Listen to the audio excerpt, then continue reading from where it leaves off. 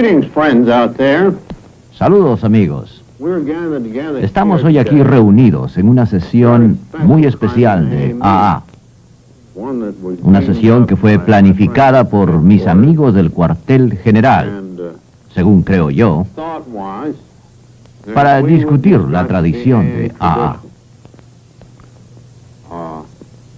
I like this Me gusta esta idea, because, you know, porque como it's saben, impossible for Lois es imposible and me para to Lois y para mí viajar extensamente en and to AA contact you y reunirlos a ustedes como acostumbrábamos. Sucede que películas de este tipo quizá sean lo más acertado. Por supuesto que una de las cosas que me gustan de las reuniones de AA en particular es que me han asignado a mí para ser quien les hable. Aún tengo algunos vestigios de amor propio. Y hablando de esto, tiene mucho que ver con la formación de la tradición de AA. En primer lugar, como todos sabemos, siempre estaremos amenazados por fuerzas malignas internas. Y ciertamente, en medio del gran peligro en que vivimos, debido a fuerzas externas amenazadoras. Así que un problema primordial, el problema de AA, es primero cómo sobrevivir y luego crecer y prosperar en números y en substancia espiritual en los años venideros. Como prácticamente todos sabemos, estas tradiciones son la aplicación de los 12 pasos de AA. El espíritu de esos apostolados o pasos hacia los problemas prácticos es el de vivir y trabajar juntos como una sociedad en armonía, de adecuadamente relacionarnos a esas fuerzas que con frecuencia han destrozado sociedades, los problemas de dinero, del poder, del prestigio, del manejo de propiedades, etc. Cuando miro la lista de tradiciones, me siento francamente anonadado ante las decisiones aparentemente bastante acertadas que hemos hecho.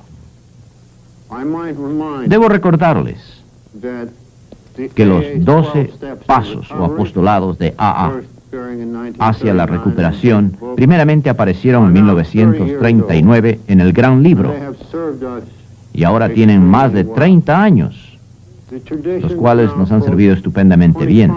Ahora que las tradiciones se acercan a los 25 años, ya que se publicaron en el 46, y estas también nos han servido muy bien.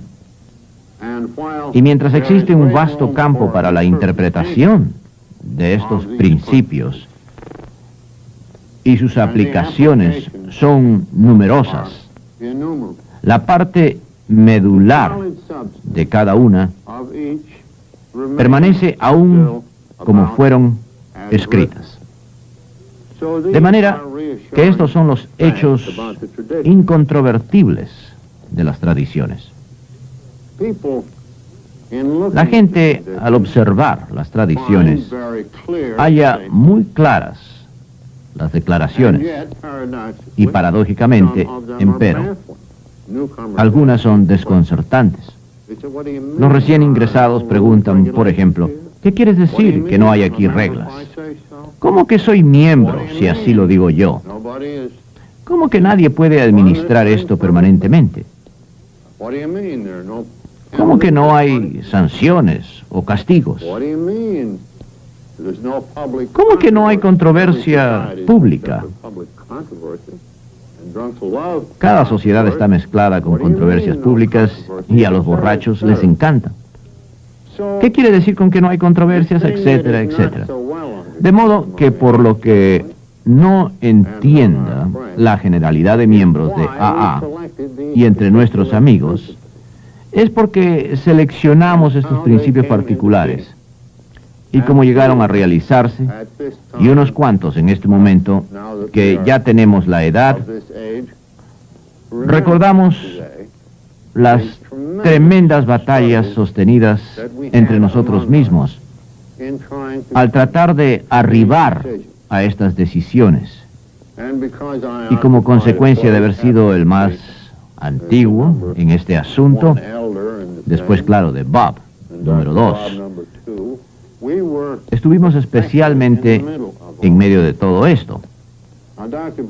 Ahora que el Dr. Bob era inherentemente una persona mucho más calificada espiritualmente que yo, y era natural, porque era médico. Él se abocó al trabajo de los 12 maravillosos pasos, junto con Ignacia, y luego alegremente me pasó la labor de escribir y de hablar en el cuartel general en Nueva York y todas esas cosas. Teníamos una división de trabajo de manera que yo en particular estaba sujeto a grandes y personales tentaciones. En otras palabras, la mayor parte de estas tradiciones realmente eran contrarias a algunas de mis iniciales y algunas veces secretas metas. Y algo de este contenido me gustaría compartir con ustedes, debido a que es relevante a todos los que siguen a los viejos maestros. Esto es, estas tentaciones recurren una y otra vez. De suerte que considero que quizás me gustaría compartir algunas de estas cosillas con ustedes. Teniendo en cuenta este historial, examinemos directamente estas 12 tradiciones. Aquí está la primera. Nuestro bienestar común debe tener la preferencia. La recuperación personal depende de la unidad. Este es un prudente recordatorio y ciertamente es una advertencia estricta de que mientras AA continúa viviendo, la mayor parte de nosotros seguramente morirá. Y de la misma manera, incontable número de alcohólicos que hemos ayudado. Es por ello que el bienestar común debe ser primero. Sin unidad y sin una acción armoniosa, no tendremos absolutamente nada. No puedo enfatizar mejor en torno a la tradición del bienestar que referirles a los 12 pasos y 12 tradiciones que con un adecuado preámbulo aparecerá en nuestra publicación, sentando el tono y la norma de la discusión, como sigue. Y permítanme compartir esto con ustedes. La unidad de Alcohólicos Anónimos es la cualidad más preciada que posee nuestra sociedad. Nuestras vidas, las vidas de todos los que vendrán, dependen ciertamente de ello. Permanecemos juntos o la sociedad muere. Sin unidad, el corazón de AA cesa de latir.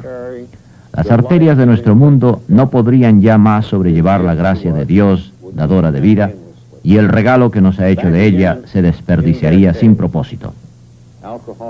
De vuelta a sus tabernas, los alcohólicos se nos acercarían y nos dirían qué cosa tan grande pudiera haber sido AA.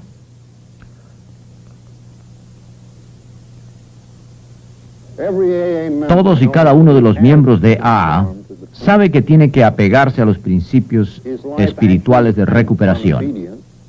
Si se desvía demasiado, el castigo es seguro y rápido. Se enferma y finalmente muere. Al principio, ya dentro de AA, el alcohólico se queda porque debe hacerlo, pero posteriormente descubre una manera de vivir que él realmente desea vivir. Más aún, halla que no puede conservar este invaluable regalo a menos que lo dé. Ni él ni nadie puede sobrevivir a menos que el mensaje de AA sea obedecido.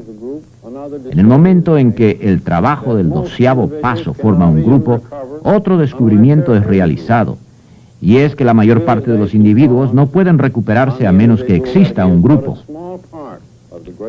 El individuo se da cuenta entonces que él no es más que una parte pequeña de un gran todo, que ningún sacrificio personal es demasiado grande para la preservación de la camaradería.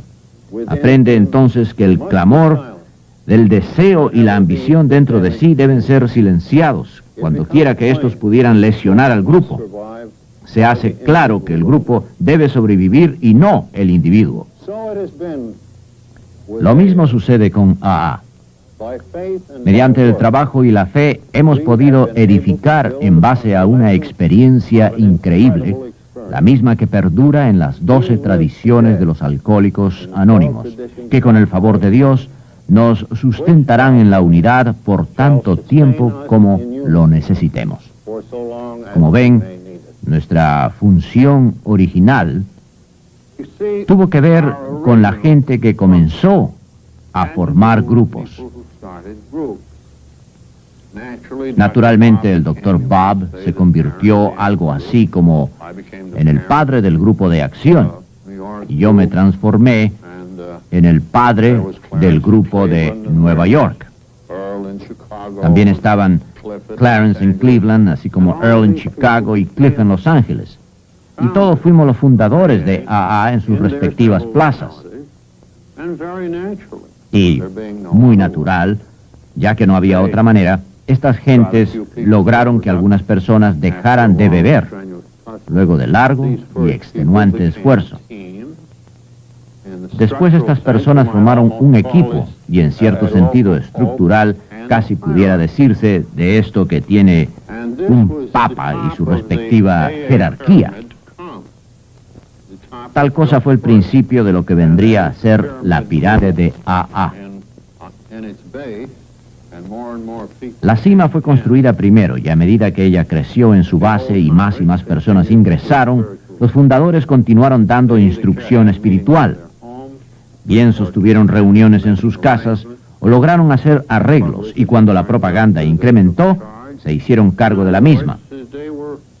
En otras palabras, los fundadores estaban realmente dirigiendo los asuntos de una familia adolescente o infantil, y así es como debió haber sido.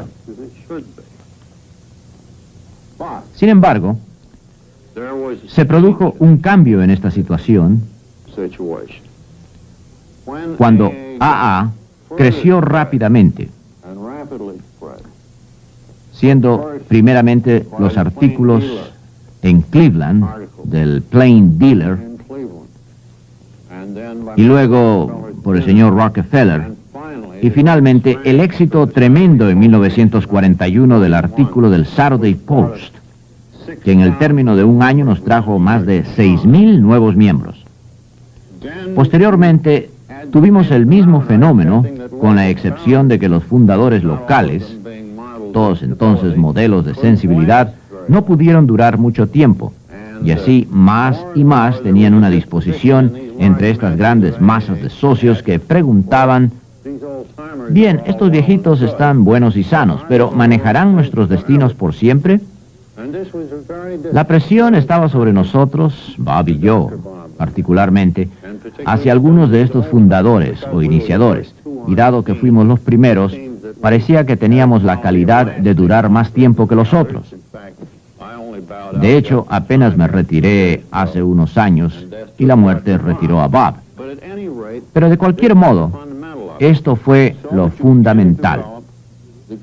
Así que empezamos a desarrollar el grupo que, en efecto, se dijo: ustedes viejitos deben ya de ponerse al margen. Pero a aquellos de ustedes a quienes respetamos, seguiremos consultándoles, y aquellos que aún están, digamos, en desarrollo, los marcaremos como sangrantes D. Pues bien, esto inyectó un nuevo vigor, ya que encima de la pirámide del servicio asomó algo para cada grupo, y que cambió el personal cada cierto tiempo, a efecto de permitir o impedir que alguien tuviera demasiado poder, y a esto se le llamó un comité rotativo, cosa que al nivel de grupo estaba bien, y así fue fácil que todos, al unísono, nombraran grupos de éxito que actuaban exactamente en la forma de una reunión conciliar.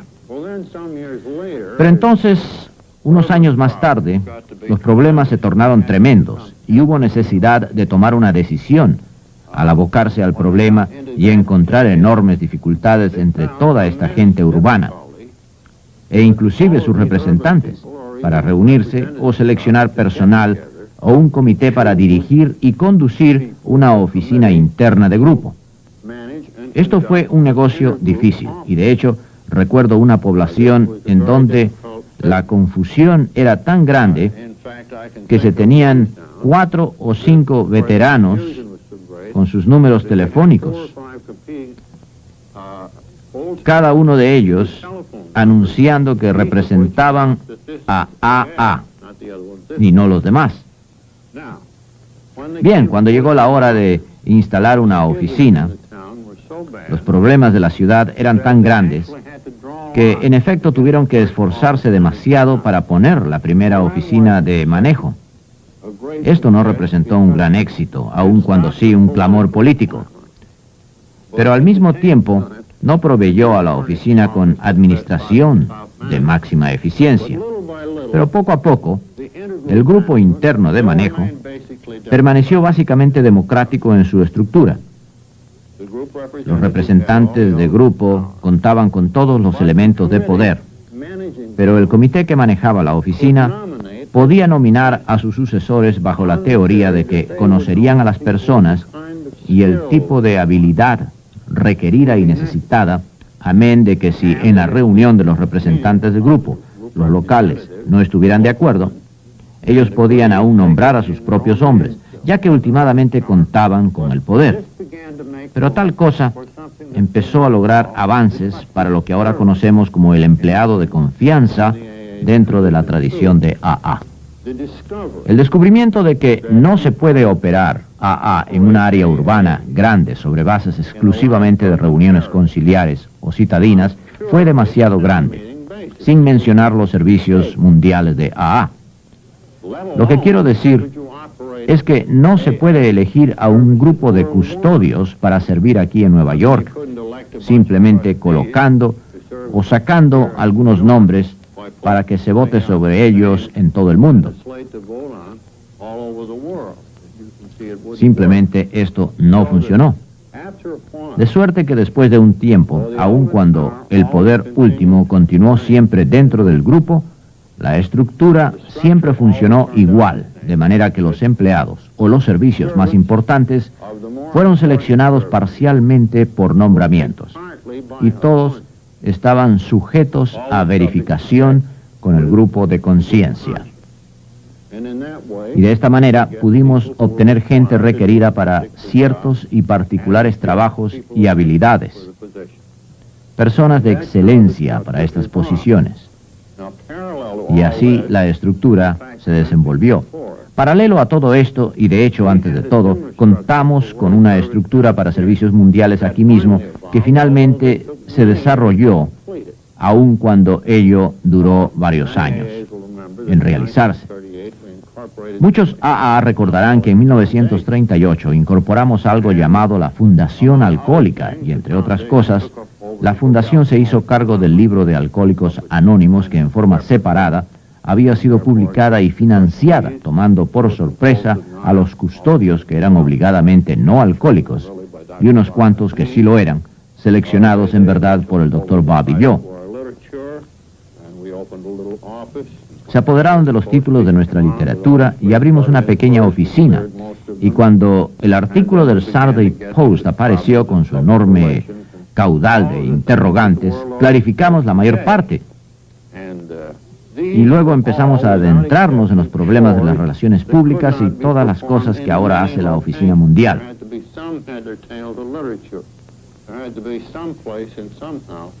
Y sin excepción, estas labores no podían ser desarrolladas en muchas partes. Hubo que hacer decisiones sobre tópicos de literatura. Había que tener un lugar y de alguna manera un gran número de otros servicios. Y en cuanto a las relaciones públicas, las normas tuvieron que ser elaboradas, etc. Por muchos años, y supongo que esto fue parcialmente porque Bob y yo habíamos establecido este precedente desde 1938, antes de que existieran grupos internos, esto al menos en Nueva York, no pudo desarrollarse.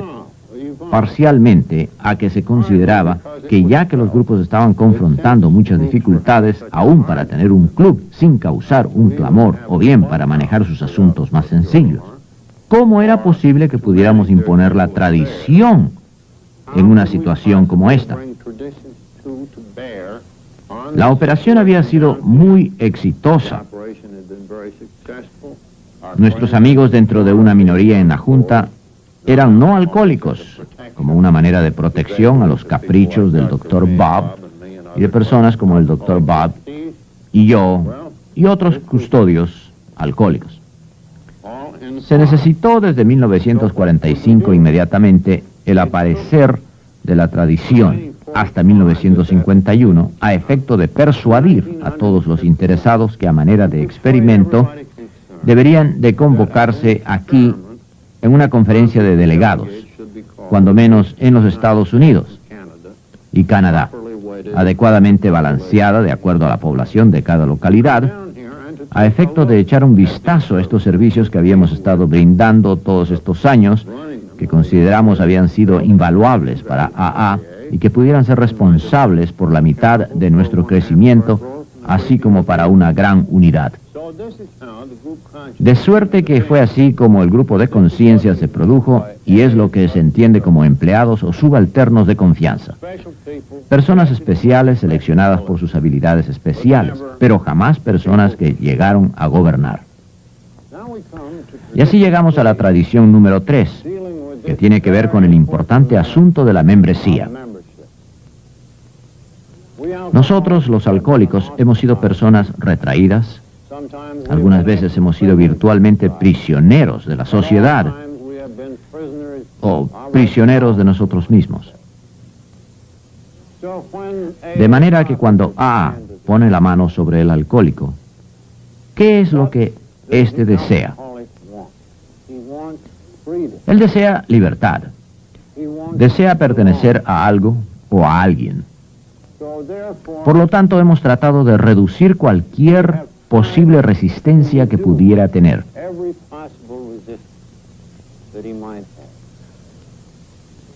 El alcohólico generalmente se resiente ante la religión, asimismo ante la medicina y ante la sociedad. Quizás en la distancia haya escuchado que AA es como otra organización religiosa y se queja que las misiones le engañaron y le hicieron trabajar. Así que cuando llega y encuentra que, de hecho, el único requisito de AA para ser miembro es el deseo de dejar de beber, su alivio es inmenso. Cuando se le dice que hay una calidad espiritual en torno a AA, pero que esto no requiere de teología o de creencias religiosas en el sentido común, que el grupo puede ser fuerza elevada, entonces su sentido de libertad no tiene límites. Y se hunde luego en una corriente nueva que se traduce en una vida más feliz y sobria. De manera que debemos de mantener esta opción bien abierta. No podemos imponer restricciones y nosotros nos comprometemos a esto. No podemos obligar al miembro nuevo a que crea todo. Realmente le invitamos a estar en desacuerdo con todo lo que le decimos y aún así, si aún él desea quedarse, puede ser un AA si desea. Este es el capítulo de la libertad individual que está ejemplificada en la importante tradición 3 que ventila el asunto de las membresías.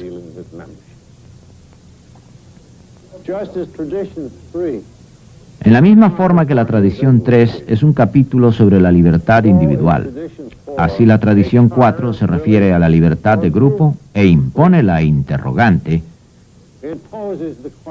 ¿cuándo es un AA un grupo?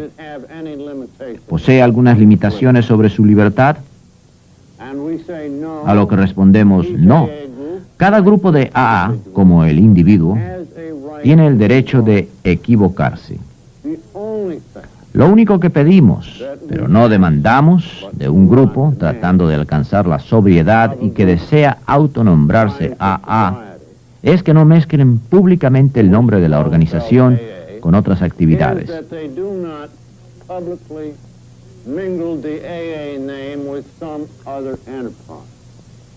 Porque obviamente nadie se interesaría. Además de que podría ser una cantera de problemas, especialmente cuando hablamos de grupos protestantes, los católicos, los republicanos y los comunistas. Tal cosa sería absurda y peligrosa para el avance nuestro. En tanto, el objetivo primario esté dirigido hacia la sobriedad y no nos vincule a nadie más, ellos pueden mantenerse como deseen. Y hay que recordar, en la tradición 2, el grupo mismo es la base última de la autoridad para todo movimiento. De suerte que aún en una reunión citadina democrática, las restricciones sobre cada organismo son mucho más grandes que para AA en grupo. Es en verdad un capítulo de gran vastedad. Ahora sabemos que estamos seguros y sanos, debido a que como consecuencia de un gran desvío de nuestros principios tradicionales, o bien que los 12 principios o pasos acarrean sus propias presiones y castigos. Dejemos en manos de Juan de los Palotes hacerse cargo de los tontos. Entre tanto, formulemos nuestros grupos en pro de la libertad, así como al individuo. Esta es la tónica. Hasta ahora hemos considerado la autonomía de grupo o autodirección y hemos manifestado que cada grupo tiene el derecho de estar equivocado. Y como cosa extraña, la tradición 5 está centrada en propósito único o el grupo ideal de AA. Cosa que ha tenido una larga historia de conflictos. Recordarán que en 1938, cuando establecimos nuestra regencia, la incorporación original dio fuerza a AA y sus custodios para participar en todos y cada uno de los aspectos del campo alcohólico, con la excepción, creo, de abogar por la prohibición. En ese tiempo, se suponía que debíamos contar con nuestra propia cadena de hospitales y que debíamos mantener centros intermedios financiados por AA y que necesitábamos granjas de descanso, así como de meternos en el campo educativo, debido a que después de todo, ¿quién sabía más de este asunto que nosotros, los borrachos? Pero una larga, pero muy larga experiencia nos ha demostrado que por razones prácticas, razones de seguridad, de protección en contra de comprometer nuestras energías y por razones de autoprotección, así como de afecto, por todas estas razones, cada grupo de AA debe autolimitarse a un solo propósito. Interpretando la tradición, cada grupo tiene un solo propósito: llevar su mensaje al alcohólico que aún sufre. Inmediatamente la gente dirá, ¿pero por qué no podemos estar en otras empresas? El hecho es que cada uno de nosotros necesita la labor de AA para su propia subsistencia. Necesitamos evitar complicaciones y distracciones. Así es que enfatizamos en este propósito único, llevar este mensaje al alcohólico que aún sufre. Ahora, otra razón para este propósito singular es nuestro valor único para el alcohólico que aún sufre. Nuestra habilidad de llegarle al fondo y vivir donde él vive, en su propia caverna, y llevarle hasta ver la luz. Esta es la facultad única que poseemos. Ahora bien, esto no puede ser duplicado por otro grupo u otro acercamiento. Y hasta ahora ha producido la sobriedad en más de 15.000 grupos, a quizás más de 500.000 de miembros de AA. Nuestra tarea es aún alarmante, apenas en esta línea de propósito único. Con nuestra membresía presente, si solamente pudiéramos lograr que el alcohólico se nos acercara, si solamente la gente profesional que tiene a su cargo alcohólicos nos permitieran ayudar, en lugar de poner sobrios a 25,000 borrachos al año, con la labor de los 12 apostolados que tenemos, podríamos bien poner sobrios a más de 100,000 alcohólicos por año. Y solo Dios sabe que esta tarea es tremenda y que estamos en posición de ventaja para llevarla a cabo por nosotros mismos, o mejor aún, por medio de la cooperación con nuestras agencias. De suerte que considero que ahora no existe duda de que cada grupo de AA decidirá apegarse a su propósito.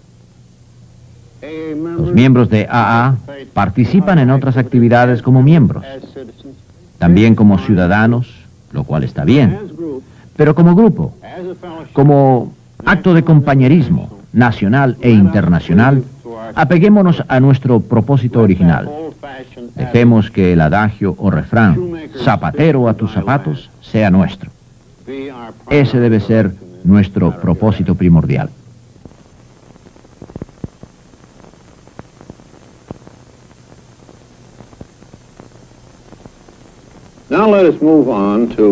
Pasemos ahora a la tradición 6, que se interpreta así. Un grupo de AA jamás financiará o prestará el nombre de AA a ninguna instalación relativa o empresa externa, mucho menos que problemas de dinero, propiedad y prestigio nos aparten de nuestro propósito primordial. Ahora que esta tradición implica una gran desviación de nuestros iniciales puntos de vista, ya que en 1940 aún pensábamos que para una buena empresa el nombre de AA debía estar obtenible si ellos estaban primariamente formados de miembros. De suerte que con todo mi consentimiento prestamos el nombre de AA a una empresa educacional manejada por un gran amigo mío. Y el primer efecto de esto fue muy bueno. En esos días, desde luego, esperábamos mayor publicidad. Y cuando proseguimos por el camino educando al público, inaugurando otros grupos, la agencia recibió gran publicidad, que nos tocó también a nosotros, ya que en forma pública había declarado que ella era miembro de AA. Se produjeron otras instancias similares, realmente amenazadoras, en donde se prestó el nombre de AA. Se rompió el anonimato a nivel público y por tanto hubo peticiones de que nos asociáramos a otras empresas.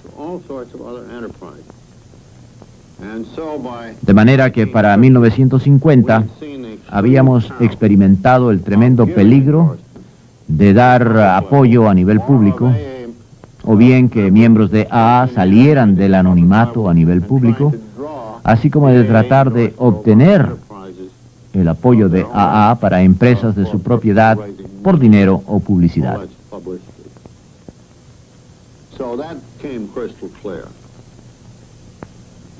Ahora pasemos a la tradición 7, que dice que cada grupo de AA debe ser autofinanciado, declinando contribuciones externas, cosa que nos tomó bastante tiempo para acostumbrarnos a ello.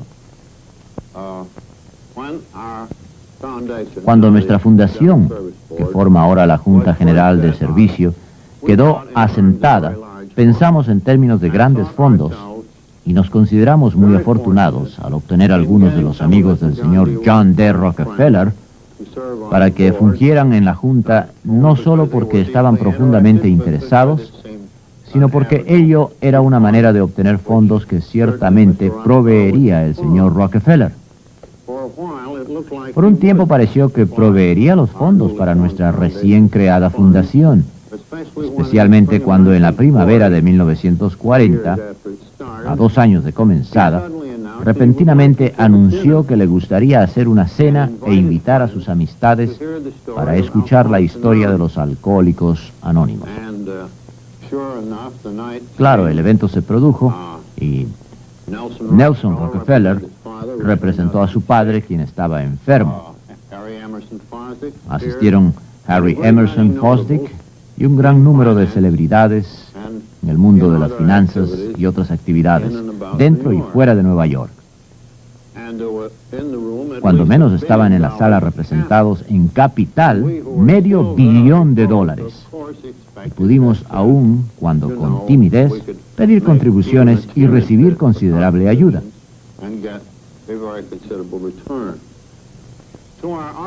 Y ante nuestro gran asombro, después de la reunión, el señor Rockefeller escribió a todos los que asistieron y fueron invitados una carta indicando la importancia del evento y lo que representaba para la cristiandad del primer siglo y cómo en sus valores simples y espirituales el acto no necesitaba de dinero. Sin embargo, hizo una pequeña excepción, diciendo que un par de originadores estaban aún necesitados de un poco de ayuda y que por ello donaba la modesta suma de $1000. Todos y cada uno de los presentes quedaron impresionados con la idea de que no era necesaria una gran cantidad de dinero. Uno dio apenas $10.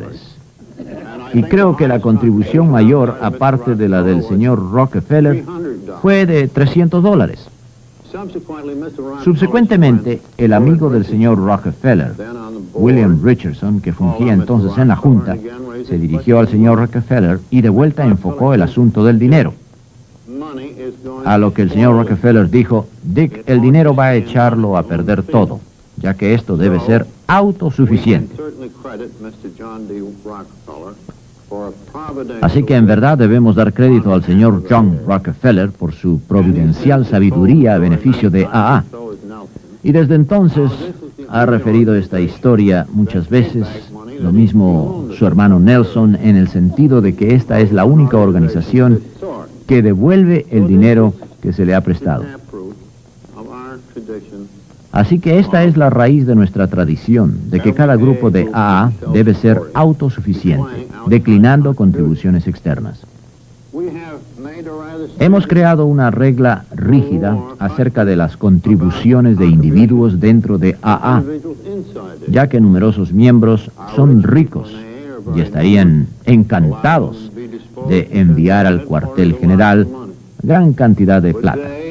Pero tantos ellos como los demás consideramos que no debemos de pasar nuestras responsabilidades financieras a estas personas. Debemos compartir la responsabilidad financiera y no aceptar regalos cuantiosos que pudieran tender a comprar favores de los custodios. De suerte que lo más que un individuo puede dar a AA siendo miembro son $200 anuales. Todas las demás contribuciones proceden de los grupos mismos. Asimismo, hemos declinado grandes sumas de fuentes externas y rezo porque así sea siempre.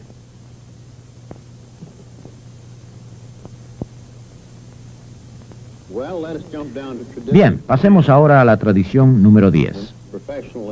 El profesionalismo, y como tal, AA jamás debe ser organizada. Ha estado bien cubierta, tanto directa como indirectamente. Sin embargo, la tradición 10 dice que los alcohólicos anónimos no tienen opinión sobre tópicos foráneos. Por tanto, el nombre de AA jamás debe ser arrastrado a controversia pública. Pues bien, jamás hemos tenido ningún problema en este sentido. Y por supuesto, la tradición de anonimato ha servido para ello. Finalmente, nos hemos mantenido alejados de dar apoyo o de vernos comprometidos en este sentido por nuestra propia gente. De suerte que este tópico jamás ha materializado.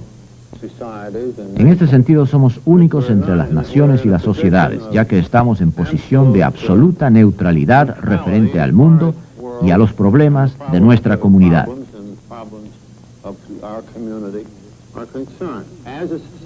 Como una sociedad, como individuos, adoptamos toda clase de posiciones en estas cosas, pero como sociedad no expresamos opiniones y por tanto no nos metemos en polémicas, ya que esto podría ser fuente de tremendos problemas si lo hiciéramos.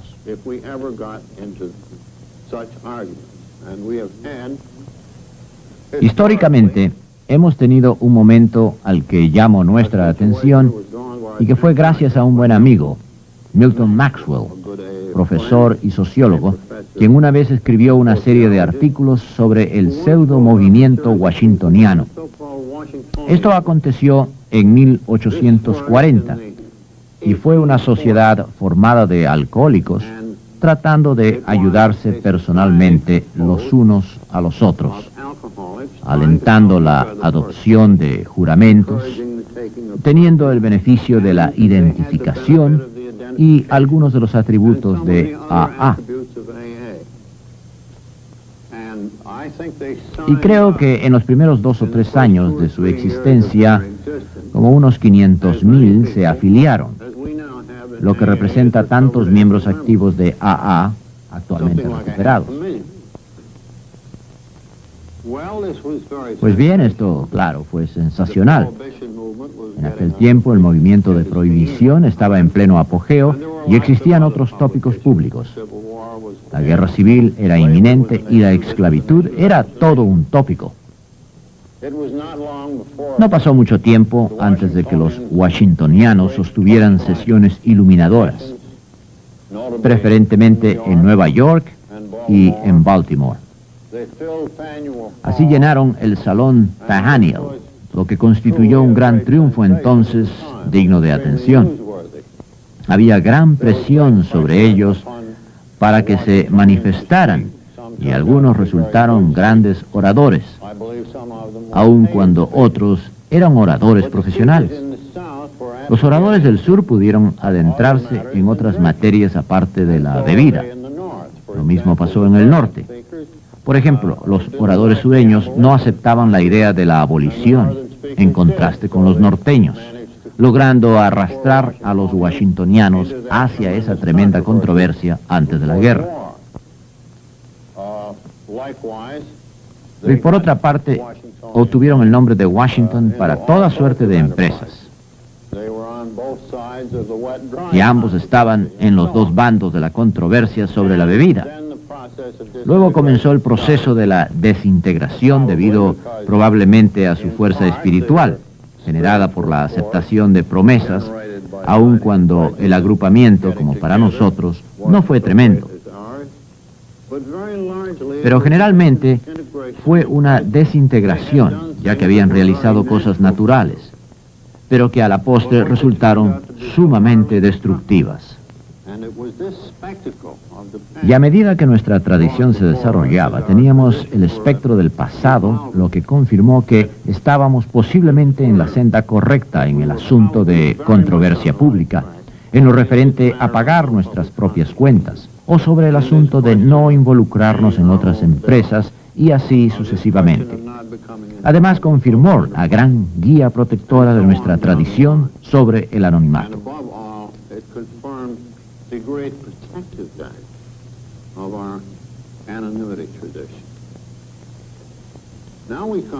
Ahora entramos a la tradición 11, que es muy importante e indica que nuestra política de relaciones públicas está basada en la atracción y no en la promoción. Necesitamos siempre mantener el anonimato personal al nivel de prensa, de radio y de películas. Deseo enfatizar ahora que esta película es para el beneficio de AA y no está al alcance del público. No contábamos con una política de relaciones públicas, con la excepción del temor a ellas por los primeros años de nuestra vida. Particularmente nuestras sociedades en el oeste, de las cuales habían 2 o 3, eran casi enteramente secretas. En aquel entonces, si se adelantaba la disyuntiva de la atracción contra la promoción, la primera quedaba rezagada y en la espera de algunos beodos que pidieran ayuda.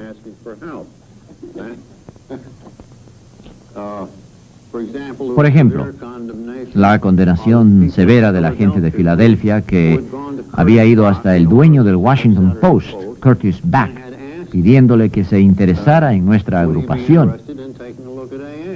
Así lo hizo, y Jack Alexander fue comisionado para escribir el famoso artículo de marzo del 41.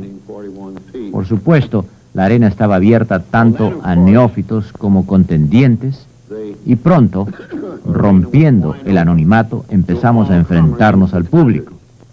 Todo por el bien de la causa, ya que aún así ello nos acarrió más miembros. Por ende, estábamos haciendo una buena labor.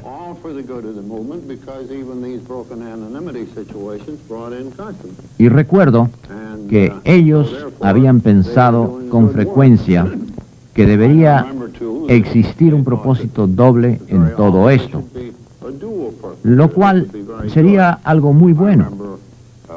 Y recuerdo cuando alguien postuló para un cargo público en el sur, lo que se dio en llamar la plataforma AA.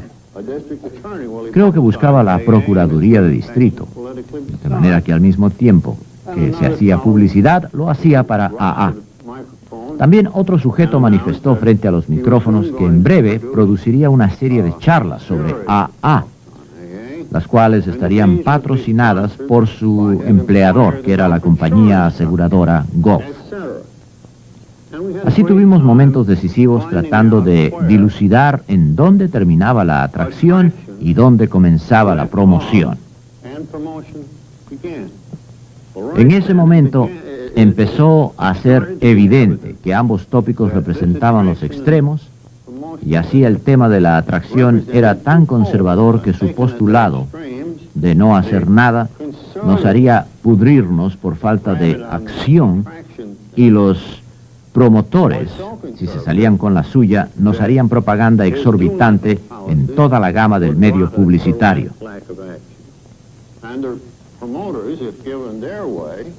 En otras palabras, los conservadores nos pudrirían y los promotores nos arruinarían. De suerte que la línea entre la atracción y la promoción debería ser cosa de una interpretación sensata.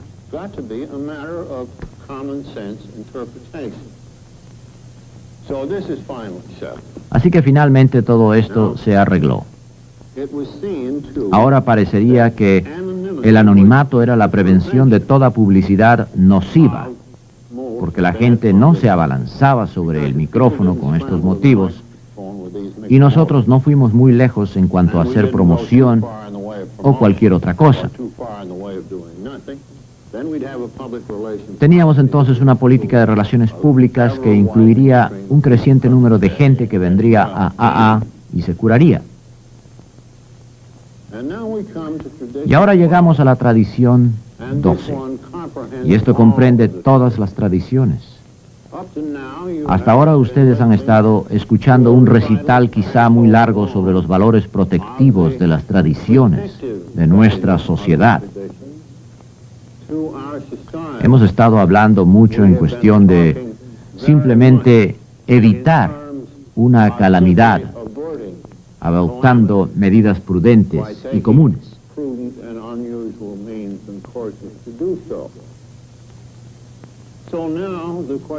Así que ahora la pregunta suya podría ser, ¿no hay un contenido más constructivo o espiritual en nuestras tradiciones que el de simplemente acumular nuestros temores y ansiedades y nuestros esfuerzos por protegernos a nosotros mismos de males y circunstancias indecibles? Pues sí. Por cierto, todas estas tradiciones tienen elementos de sacrificio. Ya sea que hablemos de sacrificios por grupos o de sacrificios por miembros de AA.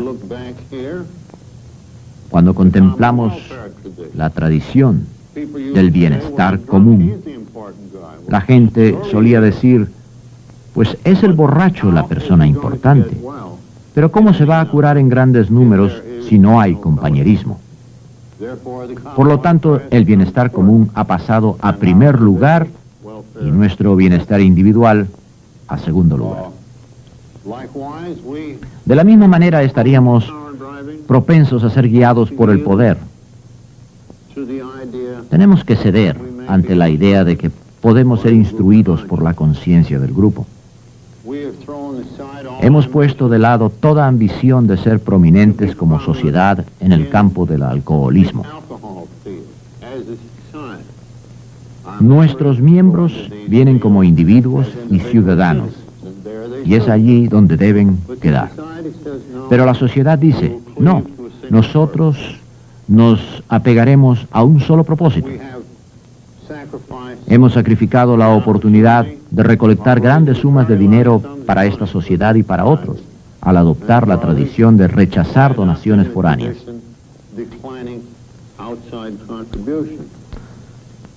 Aquellos de nosotros que tienen ambiciones especiales, de ser profesionales, y no quiero decir solo empleados en una oficina, sino que me refiero a la terapia por paga. Estas son ambiciones legítimas, pero ninguna lo suficientemente buena. Una clase profesional en AA podría hasta conducirnos a nuestra destrucción y ciertamente a la de nuestro acometido. Así que afuera con el profesionalismo. Aquellos de nosotros que están acostumbrados al poder, les gustaría quizás inconscientemente algunas veces y conscientemente en otras, ser los que gobiernen permanentemente los destinos de AA. Pero ahora sabemos que nuestra fuerza yace en ceder cuando llegue el momento de hacerlo. Y yo lo reconozco en mí mismo. Hace algún tiempo llegó mi momento de ceder. Y desde entonces nuestros asuntos han estado siendo manejados por nuestros custodios sin ninguna interferencia de mi parte durante estos últimos años. Y así debe ser. Pero representa desistir, sacrificar ambiciones, muchas de las cuales serían ilegítimas en el mundo que nos rodea. Y todo por el bien no solo de la supervivencia, sino de la efectividad y el placer de la vida que encontramos en ello y que apreciamos tanto.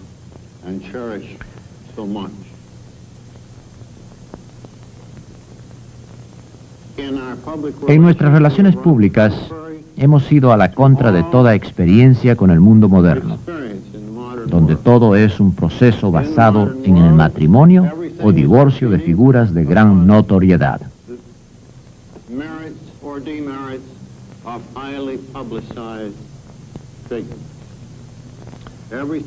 Todo está funcionando en torno a la fricción y a la controversia. Todo funciona en torno a los que tienen y a los que no tienen, en sumas grandes de dinero, pasadas de una clase a otra. Nosotros no denunciamos estos desarrollos, sino que decimos que para nuestros fines particulares son peligrosos. Por lo tanto, consideramos prudente alejarnos de ellos. Así que existe una cualidad de sacrificio, de que no obramos conforme a nuestras tradiciones, meramente porque debemos evitar la calamidad personal. Nosotros preferimos estas tradiciones porque en principio son buenas y porque últimamente las queremos para nosotros. Mientras que otro curso podría ser bueno, para nosotros, este es el mejor. En nuestro caso, lo bueno puede ser con frecuencia el enemigo de lo mejor. Pues bien, me gustaría contarles ahora una anécdota final, aunque a veces no me gusta mucho hablar de ella. Podría parecer que me estoy jactando de mí mismo. Bueno, quisiera hacer hincapié en que el Dr. Bob y yo empezamos a reconocer a fines de los años 40 que nosotros teníamos una responsabilidad muy especial en cuanto a sentar el ejemplo en cuestiones de anonimato. Que la conformidad con el anonimato no era únicamente para cumplir con nuestro mandato de no dejar que nuestros nombres y fotos fueran publicados por todo el mundo, sino que era más que evitar todo eso, que nuestros nombres fueran publicados ampliamente, sino que se extendía también a la aceptación de distintivos, así como de honores especiales. Esto sucedió, y entonces comenzó la conversación entre el Dr. Bob y yo.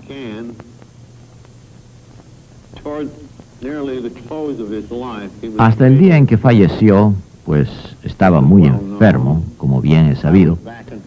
Yo viajaba siempre entre esta ciudad y Akron, y él era muy activo en esos días, no obstante. Pero este día estábamos hablando y él me dice, ¿sabes? Quiero mostrarte algo que me conmueve muchísimo, y algo que por supuesto yo no se lo diría a un donante en potencia porque es un poco cómico, pero me gustaría saber tu reacción al respecto. Así que extendió en el piso un plano que era un dibujo de un mausoleo de tamaño mediano en el cual podría descansar eternamente él y Anne cuando murieran.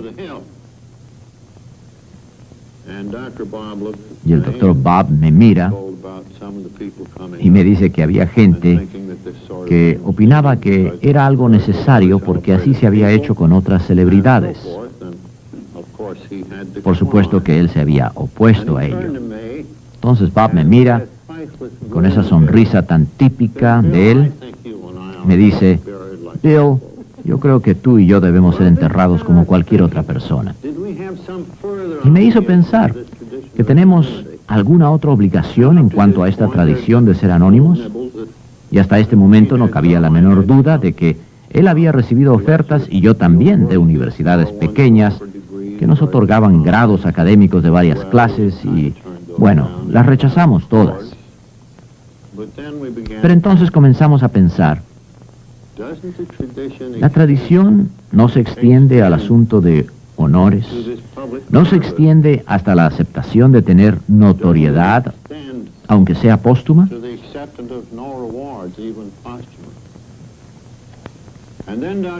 Entonces el Dr. Bob finalmente murió, y tanto él como Anne fueron sepultados, como cualquier otra persona.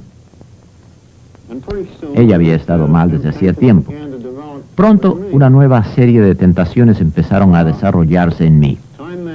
La revista Time, hace unos años, pidió que algunos de nosotros viniéramos a verles. Yo estaba incluido, desde luego. Nos llevaron arriba a un almuerzo que duró mucho. Allí esta gente escuchó la historia de A.A. Y después dijeron, bueno, ahora los hemos tratado bien a ustedes y queremos seguir haciéndolo. Pero ahora nos gustaría que tanto usted como Bill nos dieran unos datos biográficos de ambos, y nos gustaría hacer de esto un reportaje que apareciera en la portada. Y déjennos decirles, antes que digan que no, que si ustedes salen en la portada, si hacemos esto, un reportaje de portada, aumentaría enormemente el impacto del reportaje, como una docena más que si no saliera anunciado en la portada. Nuestra circulación es como de 12 millones. Ahora lo que queremos es hacer un reportaje de A.A. junto con un sketch biográfico de ustedes. Y yo les dije, sobre lo del anonimato. Oh, no, interrumpieron, eso lo sabemos. Estamos de acuerdo en mantenerlo. Usted simplemente voltea la cara de la cámara. Así su perfil será visible solamente. Nosotros respetaremos las reglas. Pues debo confesar que la propuesta era un dilema. Con toda honestidad les puedo decir que yo no me sentí especial o personalmente tentado por la oportunidad de que se me hiciera una biografía. No me parecía justo que yo cooperara en tal esfuerzo. En cuanto a lo del anonimato, claro, ellos lo respetarían. Pero entonces comencé a preguntarme cuál sería el efecto en el futuro.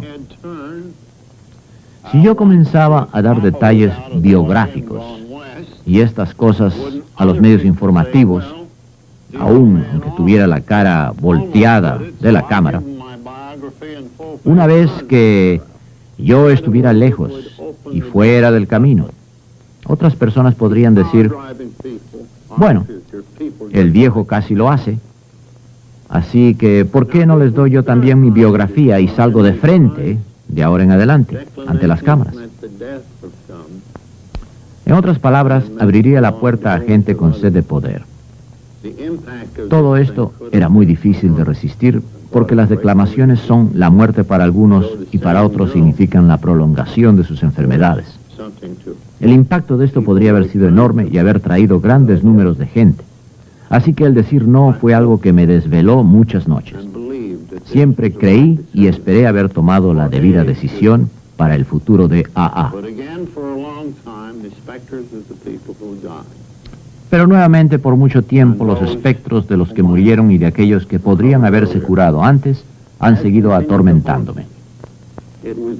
Era cuestión de haber hecho una evaluación de este asunto y ver si hubiera sido más provechoso para más gente o de más valor que la ventaja de un ejemplo que incluyera la aceptación de honores públicos en la tradición del anonimato de AA. Y yo he optado por lo segundo. Es lo mejor que puedo hacer. Se los dejo a ustedes para el futuro, por lo que pueda valer.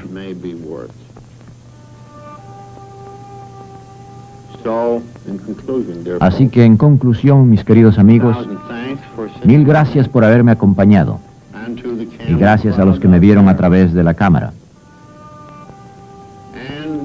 Y a todos mis queridos amigos distantes, mi eterna gratitud.